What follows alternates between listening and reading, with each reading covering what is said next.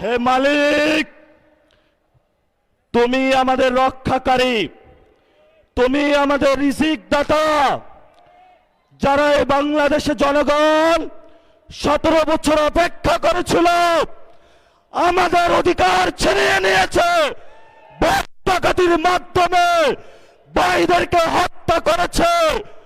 আয়েশের মালিক, তোমার মালিকের বিচারে আমরা বিচার রেখে গেলাম। আমরা বলেছিলাম আমরা আবার আসবো, দ্বিগুণ হয়ে আসবো। এসেছে দ্বিগুণ হয়ে। আমাদের ভাইয়ের হত্যার বিচার বুঝে নিতে হবে।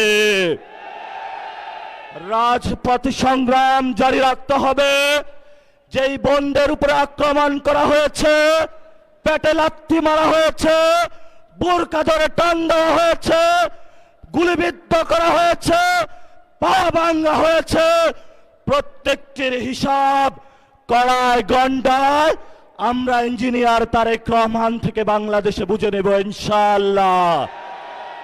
আমরা একমাত্র ভয় পাই কার কাছে? আল্লাহ ছাড়া আমরা কারো কাছে ভয় পাই না।